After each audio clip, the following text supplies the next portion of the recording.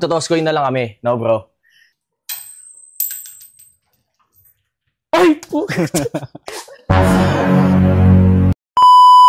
Announcement guys, another day, another car. So today guys, meron tayong paparating na bagong unit sa 2019 Ford Mustang EcoBoost. Kaya ngayon, tignan natin, check natin yung unit.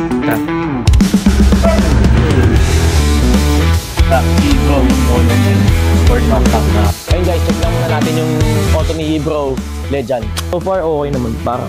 So far guys, body niya, although medyo madumi siya, pero nakikita ko naman, original paint pa siya kasi yun yung isa sa mga titignan natin pag kuha tayo ng auto.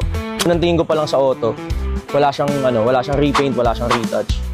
Interior, check natin. Intact naman. Ito, naka-recaro seats na to eh. Kasi EcoBoost to. So normal, ang stock seats niya talaga, recaro. Mileage guys, baba pa, 12,000. Digital gauge na to eh. Yung mga simula 2018 na Mustang hanggang 20... Yan, simula dun. Digital gauge na siya. Natin oil niya. So far, okay pa naman. Kailan last na na-change oil to bro? Yan guys, sa EcoBoost, pag inangat nyo, normal yan na na medyo may tumatalsik na konting oil. Normal yan sa mga Mustang. Sabi naman ni brother, wala naman daw kalampag. Baka di ko na rin test drive in.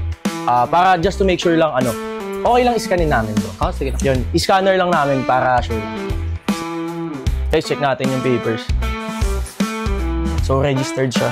Deed of sale, syempre importante din to guys. Ayan, same yung ID dito sa CR. Ayan guys, good yun. Updated yung registration ng Mustang. So, wala na tayong masyadong gagastusin dito. Kahit 10K less bro. Pan-Jollibee brother. Pan-Jollibee. Toss coin, gusto mo mag-toss coin? Okay guys, medyo matigas si bro eh. Ayaw bigay pa sa tawad. So, magto-toss coin na lang kami, no bro? Kung sino man nanalo sa amin, pag ako'y nanalo, bibigyan niya sa akin to ng 1,640. So, pag si bro naman, 1,660. Ano ka? Heads ako. Heads si bro. Tails ako. For the Mustang, 1,640 or 1,660. Game. Heads or tails. Ay po! Malas! Guys, panalo si bro. 1,660. Bro, deal. 1,660. Thank you. Guys, bayaran na natin si Bro Legend sa Mustang. 2, 3, 4, 5, 6, 7, 8, 9, 10, 1, and 660. Thank you brother sa deal.